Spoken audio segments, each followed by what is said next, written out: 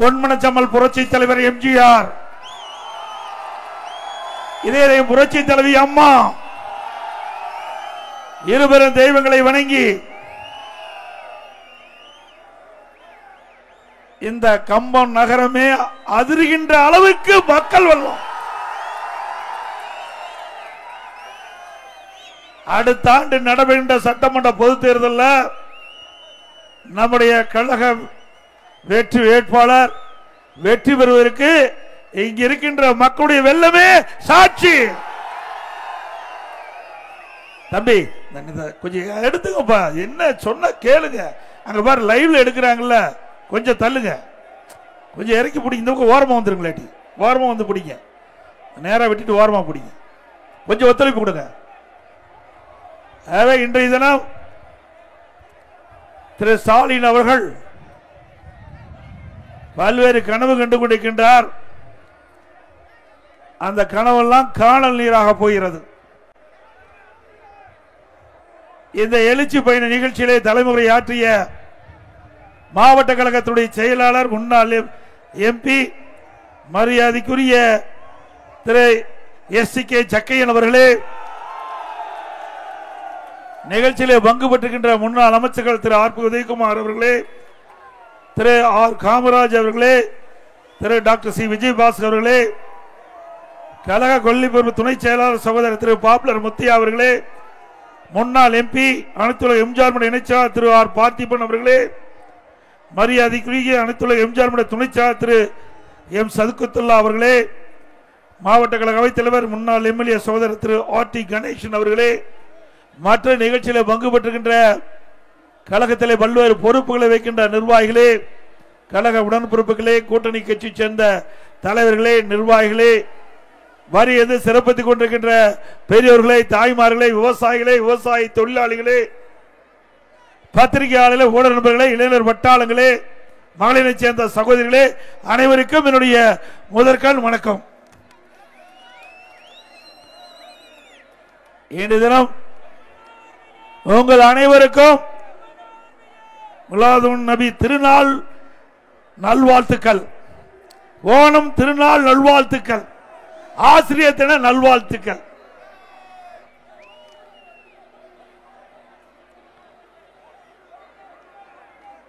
இன்றைக்கு அனைத்து இந்திய அண்ணா திராவிட முன்னேற்ற கழக ஆட்சி இருக்கின்ற பொழுது நாட்டு மக்களுக்கு பல்வேறு திட்டங்களை கொண்டு வந்து நிறைவேற்றப்பட்டது. இந்த பகுதியை பொறுத்த வரைக்கும் வேளாண் பெருமக்கள் நிறைந்த பகுதி. இன்னைக்கு விவசாயிகள், விவசாய தொழிலாளிகள், அதை இந்த இரண்டு தரப்பு மக்கள் தான் இந்த விவசாயத்தை நம்பி வாழக்கூடிய மக்கள். அதை இந்த மக்களுக்காக அனைத்து இந்திய அண்ணா திராவிட முன்னேற்ற கழக ஆட்சியிலே பல்வேறு திட்டங்களை கொண்டு வந்து நிறைவேற்றி அதன் மூலமாக இந்த மக்கள் பயன்பெற்றுகின்றார்கள். இன்னைக்கு விவசாயம் என்று எடுத்துக்கொண்டால் இன்னைக்கு அதற்காக பல்வேறு திட்டங்களை நாங்கள் கொண்டு வந்து நடைமுறைப்படுத்தியிருக்கின்றோம். குடிமராமத்து திட்டம் அற்புதமான திட்டம். இங்க இருக்கின்ற கண்மாய்கள் எல்லாம் பல ஆண்டுகளாக தூர்வாராமல் இருந்தது. அந்த கண்மாய்கள் எல்லாம் தூர்வாரப்பட்டு அந்த கண்மாய்கள் ஆழப்படுத்தப்பட்டு அதில் எடுக்கப்படுகின்ற வண்டல் மண் விவசாயிகளுக்கு இலவசமாக இயற்கை உரமாக அவருடைய நிலத்திற்கு பயன்படுத்தப்பட்டது. ஒருபுறம் குடிமராமத்து திட்டத்தின் மூலமாக அந்த கண்மாய் ஆழப்படுத்தப்பட்டது, மற்றொரு புறம் அந்த வண்டல் மண் விவசாயியுடைய நிலங்களுக்கு இயற்கை உரமாக பயன்படுத்தப்பட்டது. மழைக்காலத்தில் பெய்கின்ற நீர் கண்மாயில் நீர் நிரப்புகின்ற சூழ்நிலை வண்டல் மண் நல்ல விளைச்சலை கொடுத்தது. ஆக இது அனைத்து இந்திய அண்ணா திராவிட முன்னேற்ற கழக ஆட்சியிலே விவசாய மக்களுக்காக கொண்டு வரப்பட்ட அற்புதமான திட்டம். இன்றைக்கு பொதுப்பணித்துறையின் சார்பாக 14,000 ஏரிகள் கண்மாய்கள் இருக்கின்றன தமிழகம் முழுவதும். அதிலே முதற்கட்டமாக 1240 கோடி இந்த திட்டத்திற்காக நிதி ஒதுக்கீடு செய்யப்பட்டு 6000 கண்மாய்கள் தூர்வாரப்பட்டன. அதுபோல ஊராட்சி ஒன்றியத்தின் கீழ் 26,000 கூழாங்குட்ட கண்மாய்கள் இருக்கின்றன.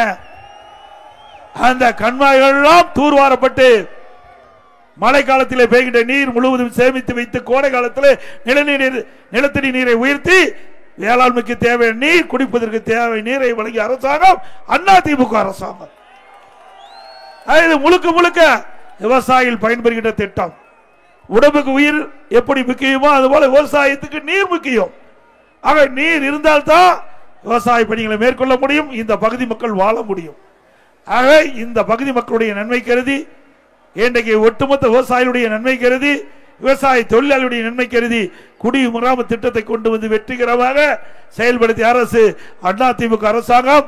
இன்றைய தினம் விடியா திமுக அரசு அதை ரத்து செஞ்சிருக்குது. மீண்டும் அனைத்து இந்திய அண்ணா திராவிட முன்னேற்ற கழக அரசு அமைந்தவுடன் குடிமராமத்து திட்டம் தொடரும், நடவடிக்கை எடுக்கப்படும். அதற்காக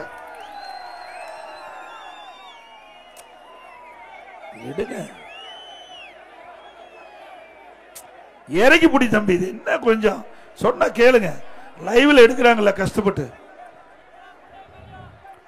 அதோட இன்னைக்கு விவசாயிகள் அவர்கள் தொடக்க வேளாண் கூட்டுறவு வங்கியிலே வாங்கிய பயிர் கடன் 2 முறை தள்ளுபடி செஞ்சிருக்கிறோம். இதே புரட்சி தலைவி அம்மாவர்கள் 2016 ஆண்டு தேர்தல் நேரத்தில் கொடுக்கப்பட்ட வாக்குறுதி, அண்ணா திமுக வெற்றி பெற்றவுடன் விவசாயிகள் தொடக்க வேளாண் கூட்டுறவு கடன் சங்கத்தில் வாங்கிய பயிர் கடன் தள்ளுபடி என்று சொன்னார்கள். அதே போல ஆட்சி பொறுப்பு ஏற்றார்கள், கொடுத்த வாக்குறுதியை நிறைவேற்றி தந்த புரட்சி தலைவி அம்மா அவர்கள். அதே போல கொரோனா காலம், அந்த காலகட்டத்தில் விவசாய பணி தோய்வாக இருந்தது, விவசாயிகள் பாதிக்கப்பட்டாங்க. அந்த விவசாய பெருங்குடி மக்கள் தொடக்க வேளாண் கூட்டுறவு கடன் சங்கத்தில் வாங்கிய பயிர் கடன் தள்ளுபடி செய்ய வேண்டும் என்று கோரிக்கை வைத்தார்கள். அந்த கோரிக்கையை ஏற்று அம்மாவுடைய அரசு 12,100 கோடி கடன் தள்ளுபடி செய்த அரசாங்கம் அண்ணா திமுக அரசாங்கம். அதேபோல வறட்சி 2017ஆம் ஆண்டு கடுமையான வறட்சி, பல்வேறு இடத்துல குடிப்பதற்கு கூட தண்ணீர் கிடையாது, அணையிலே நீர்மட்டம் குறைவு, இன்றைக்கு விவசாயிகளுடைய பயிர் கடுமையாக சேதமடைந்தது. அந்த விவசாய மக்களுடைய கோரிக்கையை ஏற்று அம்மாவுடைய அரசு இந்திய வரலாற்றிலேயே தமிழக வரலாற்றிலேயே வறட்சிக்கு நிவாரணம் கொடுத்த வரலாறு கிடையாது.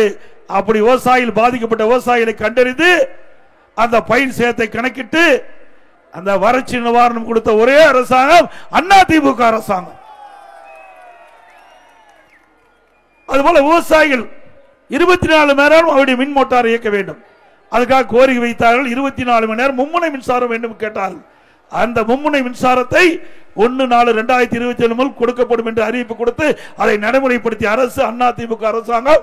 இன்றைய விடியா திமுக அரசு இன்றைக்கு விவசாயிகளுக்கு 24 மணி நேரம் மும்முனை மின்சாரம் வழங்கப்படுவதில்லை, ஷிப்ட் முறையில் தான் மின்சாரம் வழங்கப்படுகிறது. மீண்டும் அனைத்து இந்திய அண்ணா திராவிட முன்னேற்ற கழக அரசு அமைந்தவுடன் ஏற்கனவே எப்படி அண்ணா திமுக ஆட்சியில் 24 மணி நேரம் மும்முனை மின்சாரம் விவசாயிகளுக்கு வழங்கப்பட்டதோ அப்படி தொடரும் என்பதை இந்த நேரத்தில் தெரிவிக்க விரும்புகின்றேன்.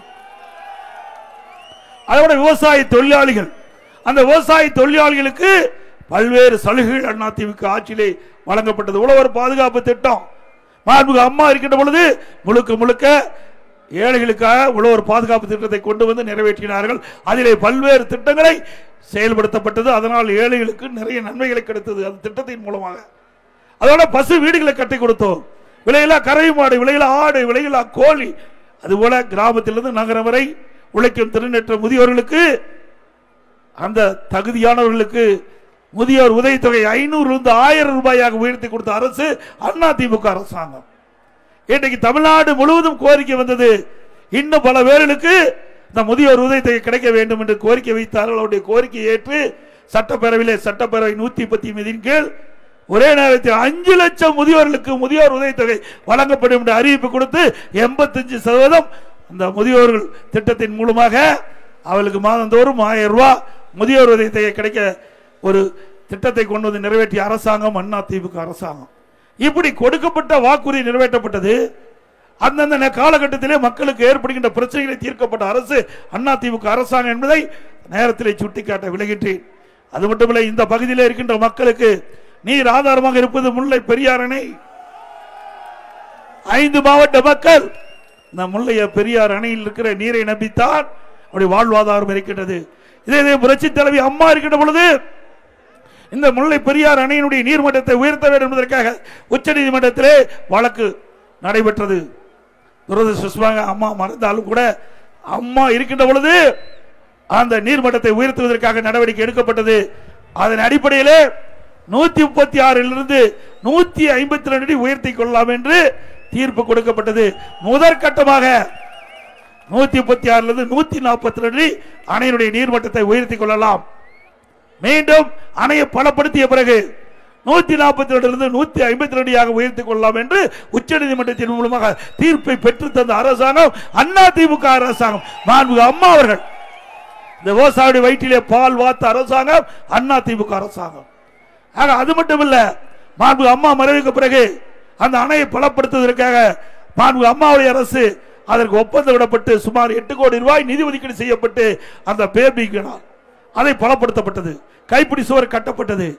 அதற்கு பிறகு அந்த அணையின் இரு கரையில் ஓரமாக இருக்கின்ற மரங்கள் வெட்டுவதற்கு முயற்சி எடுத்தோம். ஆனால் கேரள அரசு தடுத்து நிறுத்தி நம்முடைய அதிகாரி மீது வழக்கு போட்டார். இருப்பினும் அந்த பணி தொடர வேண்டும் என்ற காரணத்திற்காக இன்றைக்கு கட்டுமான பொருட்கள் எல்லாம் கொண்டு செல்ல வேண்டும். அந்த கட்டுமான பொருட்களை கொண்டு செல்ல முடியாத அளவிற்கு வனத்துறையின் மூலமாக தடுத்து நிறுத்தி அந்த பணி தோல்வி பெறுகின்ற அளவிற்கு நமக்கு இடையூறு செய்தது கேரள அரசாங்கம். இருந்தாலும் அந்த திட்டத்தை நிறைவேற்ற வேண்டும். 142 152 அடி உயர்த்த வேண்டும் என்று சொன்னால் அணையை பலப்படுத்துகின்ற பணி தொடர வேண்டும். அதற்காக நாங்கள் கேரள முதலமைச்சரை நானே போய் நேரடியாக சந்தித்தேன். என்னோடு மரியாதைக்குரிய அப்பொழுது இருக்கின்ற உள்ளாட்சித்துறை அமைச்சர், மரியாதைக்குரிய துணை சபாநாயகர், மரியாதைக்குரிய கே.சி. கருப்பணன் அமைச்சர் எல்லாம் சென்று நேரடியாக பேச்சுவார்த்தை நடத்தினோம். அதுக்கு பிறகு ஆட்சி மாற்றம் ஏற்பட்டது.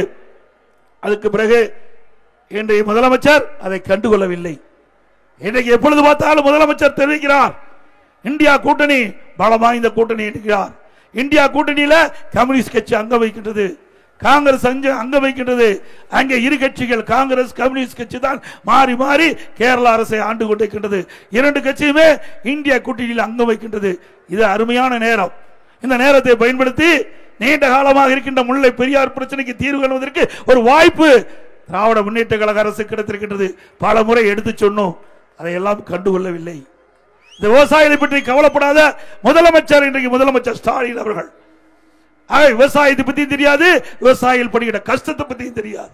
ஆகவே ஒரு அரசாங்கம் என்று சொல்லுகின்ற பொழுது கிடைக்கின்ற சந்தர்ப்பத்தை முழுமையாக பயன்படுத்துகின்ற அரசுதான் உண்மையான மக்களுக்கு நன்மை செய்கின்ற அரசு. ஆனால் இன்றைய முதலமைச்சர் அதை பற்றி எல்லாம் கவலைப்படவில்லை.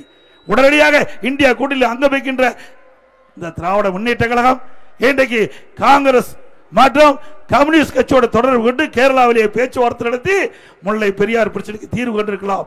ஆனால் இதை செய்யவில்லை. மீண்டும் அனைத்து இந்திய அண்ணா திராவிட முன்னேற்ற கழக அரசு உங்கள் துணையோடு மலரும் முல்லை பெரியார் பிரச்சனைக்கு நிரந்தர தீர்வு காணப்படும். இது விவசாயியுடைய அரசு. நானும் ஒரு விவசாயியா இருக்கின்றேன். இன்றைக்கு நான் விவசாய பணி செய்து கொண்டிருக்கின்றேன். என்னுடைய தொழிலே விவசாயம் தான். விவசாயி கடினமான தொழில். இரவென்றும் பகலென்றும் பாராமல், வெயிலையும் மழையும் பாராமல் ரத்தத்தை வீரியாக மண்ணிலே சிந்து உழைக்கின்றவன் விவசாயி. விவசாயி தொழிலாளி. அப்படிப்பட்ட கடினமான தொழிலை இன்றைய முதலமைச்சர் அலட்சியப்படுத்திக் கொண்டிருக்கிறார் என்பதை மட்டும் நாம் எண்ணி பார்க்க வேண்டும். மீண்டும் அனைத்து இந்திய அண்ணா திராவிட முன்னேற்ற கழகம் வருகின்ற பொழுது இந்த விவசாயியுடைய எண்ணங்கள் முழுமையாக நிறைவேற்றப்படும். அதே போல இன்றைய தினம் பார்த்தீங்கன்னா ஆடுதுறை பேரூராட்சியில் அந்த பேரூராட்சி தலைவர் மீது வெடிகுண்டு போடுறாங்க. இன்னைக்கு வந்த செய்தி, ஆடுதுறை பேரூராட்சியில் பேரூராட்சி தலைவர் அவர் மீது சில பேர் சென்று வெடிகுண்டு போடுறாங்க. அவர் அருகில் இருந்த 2 பேருக்கு படுகாயமடைந்து அவர் மயிரிழையில் உயிர் தப்பி விட்டார். இந்த ஆட்சியில் சட்ட ஒழுங்கு அடியோடு சீர்கட்டு விட்டது என்பதற்கு இதுவே ஒரு சாட்சி. இன்றைய தினம் நடந்த நிகழ்வுகள். மக்களுக்கு பாதுகாப்பு இல்லை, சிறுமிக்கு பாதுகாப்பு இல்லை, முதியோர்களுக்கு பாதுகாப்பு இல்லை, ஒட்டுமொத்த மக்களுக்கே பாதுகாப்பு இல்லாத ஒரே அரசாங்கம் திராவிட முன்னேற்ற கழக அரசாங்கம். அது மட்டும் இல்ல, நேற்றைய தினம் நீங்க பார்த்தீங்கன்னா இரவு 11:45 அந்த பகுதியில் 3 பேர் ஒரு பெண்மணி வீட்டுக்கு முன்னாடி இருந்த அந்த குடிநீர் பைப்பை உடைக்க போயிச்சுக்காங்க. உடனே அந்த பெண்மணி 100 போன் பண்றாங்க. உடனே காவல்துறை அதிகாரிகள் அங்க வர்றாங்க. வந்து அந்த ஆசாமிகளை தடுத்து நிறுத்துகின்ற பொழுது அவர்கள் அந்த காவலர் மீது அடிக்கிறாங்க. காவலரை தாக்குகிறார்கள். ஒரு போலீஸ்காரருக்கு இப்படிப்பட்ட நிலைமை. போலீஸை காக்கிறதுக்கு இனிமேல் ராணுவம் தான் வரணும். மக்களை காக்கிறது போலீஸ். ஆனா போலீஸே தாக்கப்படுகிறான்னு சொன்னா இது யார் மக்களை பாதுகாப்பது? ஒரு கேள்விக்குறியாக இருக்கின்றது. இந்த விடியா திமுக அரசாங்கத்தில் குற்றச்செயல் ஈடுபடுகிறவர்களுக்கு காவல்துறை கண்ட பயமே இல்லை. ஆனால் அனைத்து இந்திய அண்ணா திராவிட முன்னேற்ற கழக அரசுகின்ற பொழுது சட்டத்தின் ஆட்சி நடைபெற்றது. இன்றைக்கு மக்கள் நிம்மதியாக வாழ்ந்தார்கள். பெண்களுக்கு முழுமையான பாதுகாப்பு கிடைக்கப்பட்டது. அப்படிப்பட்ட ஒரு அரசாங்கம் இதே புரட்சித் தலைவர் அம்மா இருக்கின்ற பொழுது வழங்கினார்கள். அம்மா மறைவுக்கு பிறகும் அம்மாவுடைய அரசு வழங்கியது என்பதை நேரத்தில் சுட்டிக்காட்டுகின்றேன். ஒரு சட்ட ஒழுங்கு, ஒரு மாநிலத்தில் சட்ட ஒழுங்கு சிறப்பாக இருந்தால் தான் எல்லா துறையும் வளர்ச்சி பெறும். அந்த பகுதி மக்கள் பலமாக செழிப்பாக இருக்க வேண்டும் என்று சொன்னால் சட்ட ஒழுங்கு சிறப்பாக இருக்க வேண்டும். ஆனால் தமிழகத்திலே அப்படிப்பட்ட நிலைமை இல்லை. அதனால இன்றைக்கு தமிழகம் இன்றைக்கு சரிந்து கொண்டிருக்கின்றது. தொழிலும் சரி, இன்றைக்கு வாழ்க்கையிலும் சரி, மக்களுடைய வாழ்க்கையிலும் சரி. இந்த நிலையெல்லாம் மாற்ற வேண்டும் என்று சொன்னால் 2026 சட்டமன்ற பொதுத் தேர்தலில் அனைத்து இந்திய அண்ணா திராவிட முன்னேற்ற கழக வேட்பாளரை வெற்றி பெற செய்யுங்கள்.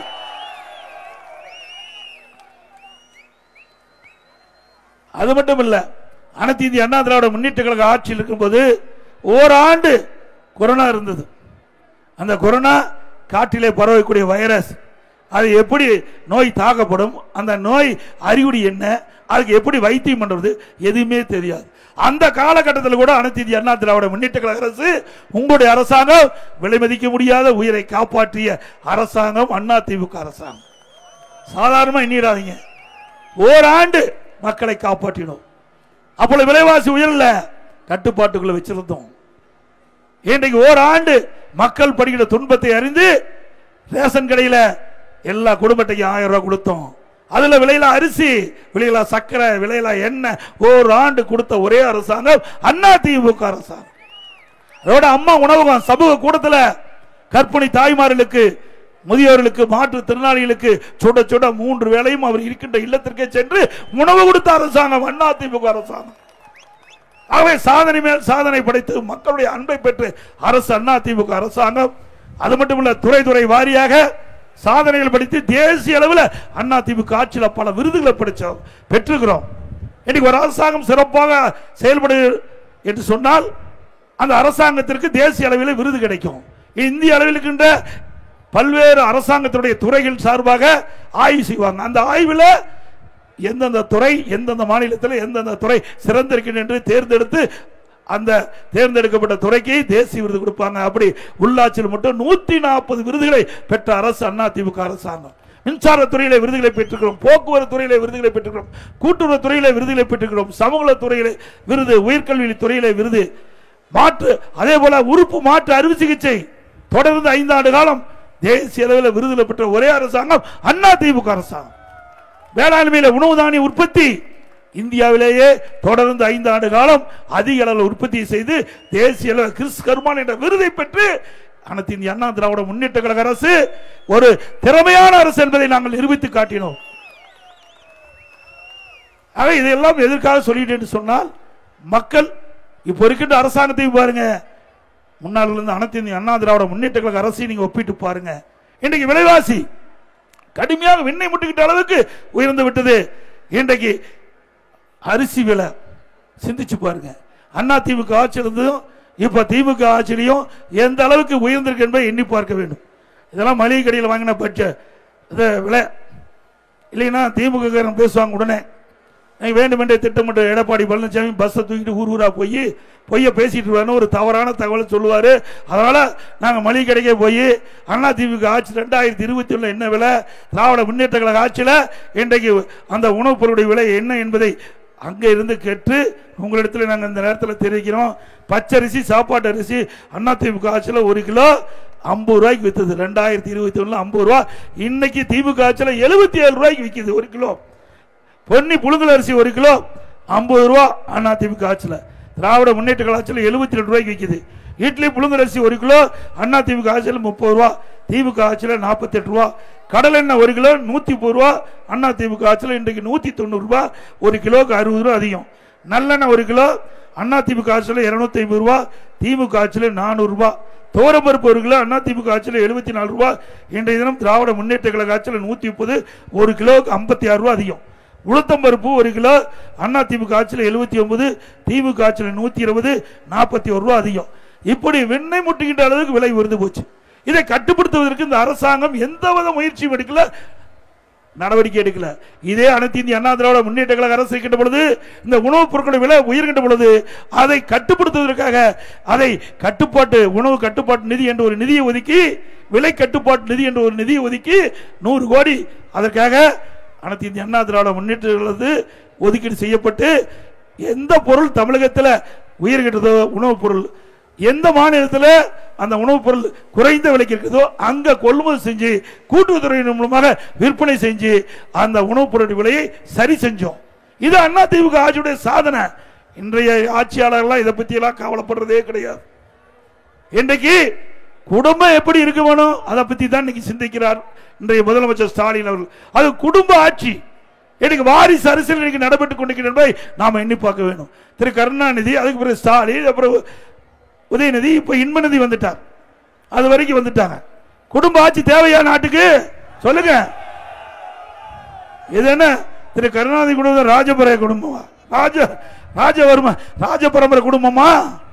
இவரு தான் ஆள வேணுமா? ஏன் இங்க இருக்கிற ராமசாமி, சின்னசாமி, சுப்பிரமணியம் யாராவது வரக்கூடாதா? யார் வேணாலும் வரலாம். இது ஜனநாயக நாடு. ஆனா திமுக அப்படி அல்ல. திமுக கட்சிக்காரரு அந்த கட்சியிலேயே உயர்ந்த பதவிக்கு வர முடியாது, ஆட்சியிலேயே வர முடியாது, மாநிலத்திலும் சரி மத்தியிலும் சரி. ஆக திராவிட முன்னேற்ற கழகம் அது கட்சியில் ஒரு கம்பெனின்னு ஆகி போச்சு, கார்பரேட் கம்பெனி. அந்த கம்பெனியில குடும்ப உறுப்பினர் மட்டும்தான் அவர்கள் ஆதிக்கம் செலுத்த முடியும், அதிகாரத்துக்கு வர முடியும். அப்படிப்பட்ட கட்சி ஆட்சிக்கு வர வேண்டுமா? சொல்லுங்க நீங்களே. அனைத்து இந்திய அண்ணா திராவிட முன்னேற்ற கழகம் ஜனநாயக மிக்க கட்சி. யார் வேணாலும் உயர்ந்த பதவிக்கு வர முடியும், யார் வேணாலும் அதிகாரத்துக்கு வர முடியும். அப்படிப்பட்ட இயக்கம் அனைத்து இந்திய அண்ணா திராவிட முன்னேற்ற கழக இயக்கம். இந்த கட்சியிலே உழைத்தால், விசுவாசமா இருந்தால் யார் வேணாலும் வரலாம். இன்னார் தான் குறிப்பிட்டு கிடையாது. தொண்டன் கூட இந்த கட்சிக்கு பொதுச் செயலாளர் ஆக முடியும். தொண்டன் கூட இந்த கட்சியிலே இருந்தால் எம்எல்ஏ ஆக முடியும், எம்பி ஆக முடியும், அமைச்சர் ஆக முடியும், ஏன் முதலமைச்சரே ஆக முடியும். இப்படி திமுக தலைவர் சொல்ல முடியுமா? முடியுங்களா? இது சுதந்திரமா செயல்படுகின்ற கட்சி அண்ணா திமுக கட்சி. அதனாலதான் இதை யாராலையும் அழிக்க முடியாது. எவ்வளவோ அவதாரம் எடுத்து பார்த்துட்டார் ஸ்டாலின், ஒன்னும் அசைக்க முடியல. எவ்வளவு வழக்குகள் அதெல்லாம் சந்திச்சு தவிடுபடி ஆக்கியாச்சு அண்ணா திமுக. உங்களோட ஒத்துழைப்போடு அனைத்து இந்திய அண்ணா திராவிட முன்னேற்ற கழகம் பொன்மனச்சம்மல் புரட்சி தலைவர் எம்ஜிஆர் என்ற மாமனிதரால் உருவாக்கப்பட்ட தோற்றுவிக்கப்பட்ட கட்சி. இதே புரட்சி தலைவி அம்மாவால் கட்டி காக்கப்பட்ட கட்சி. இருவரும் தலைவர் ஆசியோடு அனைத்து இந்திய அண்ணா திராவிட முன்னேற்ற கழக ஆட்சியிலே எண்ணற்ற திட்டங்களை கொண்டு வந்து நிறைவேற்றி நாட்டு மக்கள் வளமோடு செழிப்போடு இருந்த காலம் அண்ணா திமுக ஆட்சி காலம். அதுபோல மின் கட்டணம் கடுமையா உயர்ந்தாச்சு. 67% மின் கட்டணம் உயர்த்திட்டாங்க. மாதந்தோறும் மின் கட்டணம் கணக்கிட்டு சொன்னாங்க. கணக்கிட்டு இருக்காங்களா? 100 நாள் வேலை திட்டத்தை 150 நாளா உயர்த்தினாங்களாமா? 100 நாள் வேலை திட்டத்தில் பணிபுரிகின்ற தொழிலாளிக்கு சம்பளம் உயர்த்தினாங்களா? அதே போல நம்முடைய மாணவ செல்வங்கள் கல்வி கடன் வங்கியில பெற்றாங்க, ரத்து பண்ணாங்களா? பெட்ரோல் டீசல் குறைச்சாங்களா? அதோட கூட்டுறவுத்துறையில மேலும் கூடுதலா 1 கிலோ சக்கரை போட்டாங்களா? கொடுக்கப்பட்ட வாக்குறுதி எதுவுமே நிறைவேற்றல. ஆனா அனைத்து இந்திய அண்ணா திராவிட முன்னேற்ற கழக ஆட்சியில கொண்டு வரப்பட்ட அற்புதமான திட்டத்தை எல்லாம் திராவிட முன்னேற்ற கழக ஆட்சியில ரத்து செய்தான் திமுக ஆட்சியுடைய சாதனை. இன்னைக்கு நம்முடைய மாணவ செல்வங்கள் திறமையான கல்வி கிடைக்க வேண்டும், அறிவுபூர்வமான கல்வி கிடைக்க வேண்டும். அதற்காக மாண்புமிகு அம்மா அவர்கள் தொலைநோக்கு சிந்தனையோடு அரசு பள்ளியில் படிக்கின்ற மாணவ செல்வங்கள் திறமையான மாணவர்களாக உருவாக்குவதற்கு லேப்டாப் கொடுத்தாங்க. அதையும் நிறுத்திய அரசாங்கம் விடியா திமுக அரசாங்கம். இன்றைக்கு தமிழகத்தில் அரசு பள்ளியில் படிக்கின்ற மாணவ செல்வங்களுக்கு சுமார் 52,36,000 மாணவ மாணவிகளுக்கு லேப்டாப் கொடுத்தோம் அண்ணா திமுக ஆட்சியில். 7,300 கோடி இதற்காக நிதி ஒதுக்கீடு செய்யப்பட்டது. ஆனால் ஆட்சிக்கு வந்தவர்கள் இந்த திட்டத்தை கூட பொறுத்து கொள்ள முடியாம அந்த மாணவ செல்வங்கள் பாதிப்பதை கூட அவர்கள் சிந்திக்காம அதை ரத்து செஞ்சிருக்கிறாங்க. மீண்டும் உங்கள் துணையோடு அண்ணா திமுக ஆட்சி அடுத்த ஆண்டு மலர்கின்ற பொழுது லேப்டாப் திட்டம் கொண்டு வரப்படும். மாணவர்களை திறமையான மாணவர்களாக உருவாக்குவோம். அதுபோல தாலிக்கு தங்கம் திட்டம், இது ஒரு அற்புதமான திட்டம். திருமண உதவி திட்டம் 25,000 கொடுத்தோம். தாலிக்கு தங்கம் இன்னைக்கு ஒரு சவரன் 76,000 ரூபாய். இன்னைக்கு திருமண வயது ஏழை குடும்பத்தில் பிறந்த பெண் திருமண வயது அடைகின்ற பொழுது பொருளாதார சூழலின் கிழமை அந்த திருமணம் தடைபடுகிறது. மாண்பு அம்மாவால் சிந்தித்தார்கள். அந்த ஏழை குடும்பத்தில் பிறந்த பெண்ணுக்கு உரிய நேரத்தில் திருமணம் நடைபெற வேண்டும் என்ற எண்ணத்தின் அடிப்படையில் திருமண வயது திட்டம் 20,000 50,000 தாலிக்கு தங்கம் 76,000, இன்றைக்கு ஒரு சவன் 76,000. அந்த திட்டத்தை கொண்டாந்து நடைமுறைப்படுத்தி 52 லட்சம் குடும்பத்தை வாழ வைத்த அரசாங்கம் அண்ணா திமுக அரசாங்கம். அதையும் இன்றைய ஆட்சியாளர் ரத்து செஞ்சிருக்கிறாங்க. மீண்டும் அண்ணா திமுக ஆட்சி மலர்ந்தவுடன் தாலிக்கு தங்கம் திட்டம், திருமண உதவி திட்டம் தொடரும். அது மட்டுமல்ல, இந்த திருமண உதவி திட்டத்தின் கீழ் தேர்ந்தெடுக்கப்படுகின்றவர்களுக்கு இந்த உதவி மட்டுமல்ல, மணப்பெண்ணுக்கு அற்புதமான பட்டு சேலை வழங்கப்படும், மணமகனுக்கு பட்டு வேஷ்டி வழங்கப்படும். அதோட இன்றைக்கு கிராம சூழ்ந்த பகுதி, இன்றைக்கு கிராமத்தில் வாழ்கின்ற மக்களுக்கு அந்த பகுதியிலே சிகிச்சை அளிக்க வேண்டும். அதற்காக ஒரு திட்டத்தை கொண்டு வந்தோம், அம்மா மினி கிளினிக் திட்டத்தை. இன்றைக்கு தமிழ்நாடு முழுவதும் 2000 அம்மா மினி கிளினிக் திறந்தோம். எந்த பகுதியில் கிராம மக்கள் அதிகமாக வசிக்கிறாங்களோ, ஏழை மக்கள் அதிகமாக வசிக்கிறாங்களோ, அந்த பகுதியை தேர்ந்தெடுத்து அந்த பகுதியில் ஒரு அம்மா மினி கிளினிக் துவங்கி, அந்த அம்மா மினி கிளினிக்கில் ஒரு MBBS டாக்டர், ஒரு செவிலியர், ஒரு மருத்துவ உதவியாளர் நியமிக்கப்பட்டு சிறப்பாக செயல்பட்டு இருந்தது. அந்த பகுதியில் யாராவது நோயாய்ப்பட்டால் உடனடியாக அம்மா மினி கிளினிக் சென்று சிகிச்சை பெற்று வந்தாங்க. இது அனைத்து இந்திய அண்ணா திராவிட முன்னேற்ற கழக ஆட்சியிலே நடைபெற்ற திட்டம் என்ற ஒரே காரணத்திற்காக இந்த திட்டம் தொடர்ந்தா அண்ணா திமுக கட்சிக்கு நல்ல பேர் வந்துடும். அந்த திட்டத்தையும் ரத்து செய்த அரசாங்கம் இன்றைக்கு விடியா திமுக அரசு மீண்டும் அண்ணா திமுக ஆட்சி தொடங்கினவுடன் இந்த அம்மா மினி கிளினிக் திட்டம் தொடரும். 2000 அம்மா மினி கிளினிக் தொடங்கும். ஏழைகளுக்கு அந்தந்த பகுதியிலேயே அற்புதமான சிகிச்சை அளிக்கக்கூடிய திட்டத்தை அண்ணா திமுக அரசு கொண்டு வந்து நிறைவேற்றப்படும். அதோட இன்றைக்கு ஏழை விவசாயிகள் குடிசையில் வாழ்றாங்க, வீட்டு மனையே இல்லாமல் பல பேர் இருக்காங்க. தாழ்த்தப்பட்ட மக்கள் அவங்களும் குடிசையில் வாழ்றாங்க, வீட்டு மனை இல்லா இருக்காங்க. இப்படிப்பட்ட மக்களுக்கு பல லட்ச ரூபாய் மதிப்புள்ள காங்கிரீட் வீடு அண்ணா திமுக ஆட்சியிலே கட்டுக் கொடுக்கப்படும். அண்ணா திமுக ஆட்சியினுடைய பிரதான தேர்தல் அறிக்கை ஏழை மக்களுக்கு அற்புதமான வீடுகள், காங்கிரீட் வீடுகள் பல லட்ச ரூபாய் செலவிலை கட்டி கொடுக்கணும். இப்ப கட்டுற வீடு மாதிரிலாம் இல்லைங்க, ஏழைகளுக்கு கொடுக்கின்ற வீடு சிறப்பா அவர்கள் மனம் மகிழ்கின்ற அளவு, மனம் நிறைவு பெறுகின்ற அளவுக்கு அற்புதமான வீடுகளை கட்டி தருவோம் என்று நேரத்தில் தெரிவித்து,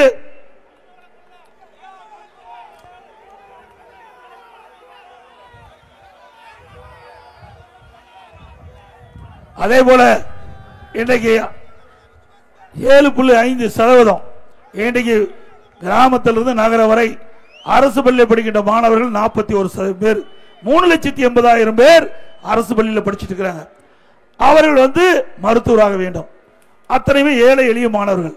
இன்னைக்கு அப்படிப்பட்ட மாணவர்கள் மருத்துவராவதற்காக 7.5% உள்ளிடஒதுக்கீடை கொண்டு வந்து சட்டம் இயற்றப்பட்டு அமல்படுத்தப்பட்டு இன்றைய தினம் அரசு பள்ளியை படித்த ஏழை எளிய மாணவர்கள் 2818 பேர் மருத்துவக் கல்வி படிக்கிறாங்க. இந்த மருத்துவக் கல்வி இடம் கிடைத்த மாணவர்கள் சாதாரண ஏழை மக்கள், மருத்துவ கல்வி கட்டண முடியாத சூழ்நிலை. அதற்காக என்னுடைய கவனத்திற்கு வந்தவுடன் அந்த மருத்துவ கல்வி கட்டணத்தை அரசாங்கமே செலுத்தும் என்ற உத்தரவை போட்டு இன்றைய தினம் 1 ரூபாய் செலவு இல்லாம அரசு பள்ளி படித்த மாணவ செல்வங்கள் இன்றைக்கு மருத்துவ கல்வி கிடைக்கக்கூடிய சூழ்நிலையை உருவாக்கி தந்த அரசு அனைத்து இந்திய அண்ணா திராவிட முன்னேற்ற கழக அரசு என்பதை நேரத்தில் தெரிவித்துட்டு, அது மட்டுமல்ல இன்றைக்கு கம்பம் பைப்பு உடைச்சிருக்கிறாங்க. தேனி சின்னமன்னூர் பகுதியில் பெரியாற்றில் இருந்து மோட்டார், அதாவது நீரேற்று மோட்டரின் மூலமாக நம்முடைய விவசாய நிலங்களெல்லாம் பாசன வசதி பெற்றுக் கொண்டிருந்தது. வேண்டுமென்றே திட்டமிட்ட ஒரு அமைச்சர் அந்த குழாய்கள்லாம் உடைத்திருக்காங்க. மீண்டும் அண்ணா திமுக ஆட்சி வந்த பிறகு அந்த குழாய் சரி செய்யப்பட்டு விவசாயிகளுக்கு தங்குதடை இல்லாமல் நீர் கொடுக்கப்படும்.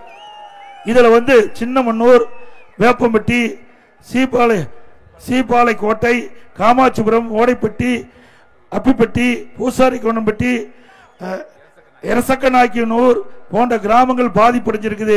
அண்ணா திமுக ஆட்சி வந்த பிறகு இந்த பைப்புகள் எல்லாம் சரி செய்யப்பட்டு இந்த பகுதி மக்களுக்கு நிலையான தொடர்ந்து இந்த தண்ணி கிடைக்கக்கூடிய சூழ்நிலையை உருவாக்கி தரப்படும் என்று நேரத்தில் தெரிவித்து, அதுபோல சீர் பெருமனர் நல சங்கம் பல கோரிக்கைகள் கொடுத்திருக்காங்க. பல ஆண்டுகளாக நடைபெற்று வந்த கல்லர் சீரமைப்பு பள்ளிகளை இன்றைக்கு கல்வித்துறையுடன் இணைக்கும் திமுகவின் முயற்சியினை அனைத்து இந்திய அண்ணா திராவிட முன்னேற்ற கழகம், எங்களுடைய கழகத்துடைய முன்னணி தலைவர்கள் இதை வலியுறுத்தி போராட்டத்தை முன்னெடுத்து இதிலே இந்த சமுதாயத்தை சேர்ந்த அந்த தலைவர்கள்லாம் கலந்து கொண்டு பேசி அதை ரத்து செஞ்சிருக்கிறோம். மீண்டும் அனைத்து இந்திய அண்ணா திராவிட முன்னேற்ற கழக அரசு வந்து வருது, இவருடைய கோரிக்கைகள் நிறைவேற்றி தரப்படும் என்ற செய்தி இந்த நேரத்தில் தெரிவித்து, கம்பம் சட்டமன்ற தொகுதியில் பல்வேறு திட்டங்களை நாங்கள் நிறைவேற்றுகிறோம். கம்பம், போடி, தேனி, பெரியகுளம் நகர்களுக்கு புதிய கூட்டுக்குடி திட்டத்தை கொண்டு வந்த அரசு அதிமுக அரசு. சின்னமனூர் நகரில் தீயணைப்பு நிலையம் கொண்டு வரப்பட்டது. தொகுதி முழுவதும் தார் சாலையில் அகலப்படுத்தும் குடிநீர் வழங்கப்பட்டது.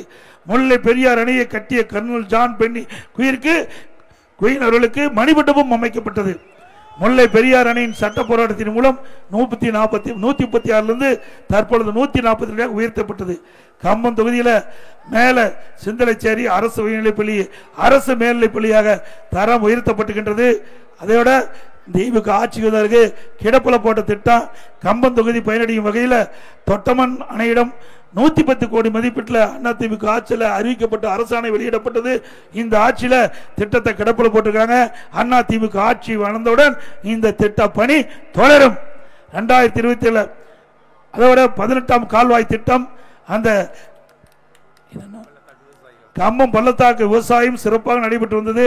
இன்றைக்கு கழக ஆட்சி இருக்கின்ற பொழுது ஒவ்வொரு ஆண்டும் அந்த குறிப்பிட்ட காலகட்டத்தில் 18ஆம் கால்வாய் திட்டத்தில் தண்ணீர் திறந்து விடப்பட்டு விவசாயிகள் அவர்கள் நிலத்திற்கு எளிதாக அவர்கள் நீர் பாய்ச்சி கொண்டிருந்தார்கள். ஆனால் திராவிட முன்னேற்ற கழக அரசு அதை நிறுத்தப்பட்டதாக சொல்லியிருக்கின்றார்கள்.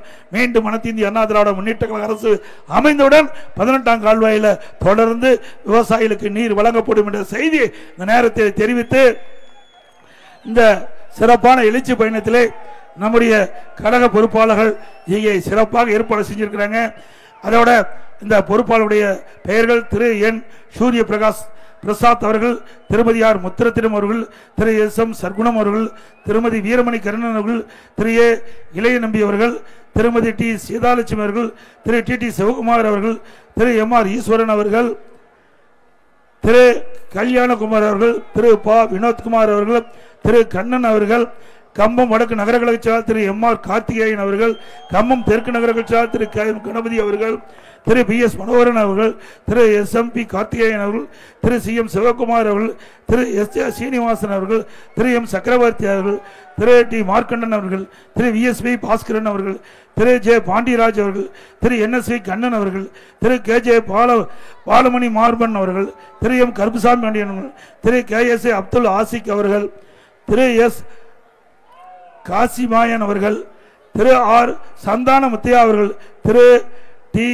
திருக்குமார் அவர்கள், பாரதிய ஜனதா மாவட்ட தலைவர் திரு பி ராஜபாண்டியன் அவர்கள், பாஜக மாவட்ட பொதுச் செயலாளர் திரு வினோத்குமார் அவர்கள், பொதுச் செயலாளர் திருமதி முத்துமணி அவர்கள், தமிழ் மாநில காங்கிரஸ் சிறுபான்மை பிரிவு தலைவர் திரு அப்பாஸ் அவர்கள், மாநில பொதுச் செயலாளர் திரு குமரேசன் அவர்கள், அகில இந்திய பார்வர்டு பிளாக் மாவட்ட செயலாளர் திரு ஆர் காசிராஜன் அவர்கள், தென்னிந்திய பார்வர்டு பிளாக் மாவட்ட பொதுச் செயலாளர் திரு பி தெய்வம் அவர்கள், தமிழ் தேசிய பார்வர்டு பிளாக் மாவட்ட பொதுச் செயலாளர் திரு பாரத் அவர்கள், இந்து மக்கள் கட்சி மாவட்ட தலைவர் திரு காமேஸ்வரன் அவர்கள் மற்றும் மாநில அமைச்சர் பாரதிய பார்வர்டு பிளாக் பொறுப்பாளர் திரு எம்பிஎஸ் முருகன் அவர்கள் மற்றும் அகில இந்திய பார்வர்டு பிளாக்கினுடைய பொறுப்பாளர் முன்னாள் எம்எல்ஏ அண்ணன் திரு பி வி கதிரவன் அவர்கள், பாரதிய பார்வர்டு பிளாக் நிறுவன தலைவர் திரு முருகன்ஜி அவர்கள், தென்னிந்திய பார்வர்டு பிளாக் நிறுவன தலைவர் திரு மாரன்ஜி அவர்கள், தமிழ் தேசிய பார்வர்டு பிளாக் நிறுவன தலைவர் திரு சங்கிலி அவர்கள் மற்றும் தமிழர் தேசிய கட்சியுடைய நிர்வாகிகள் திரு செல்லபாண்டி அவர்கள், திரு அன்புலி அவர்கள், திரு ஜே பி தங்கத்துறை அவர்கள் மற்றும் கூட்டணியில் அங்கு வைக்கின்ற பொறுப்பாளர் அனைவருக்கும் இந்த நேரத்தில் நன்றி தெரிவித்து அடுத்த ஆண்டு நடைபெறுகின்ற சட்டமன்ற பொதுத் தேர்தலில் கழக வேட்பாளருக்கு இரட்டை சின்னத்திலே வாக்களித்து வெற்றி பெற செய்யுங்கள். மக்களை காப்போம், தமிழகத்தை மீட்போம்.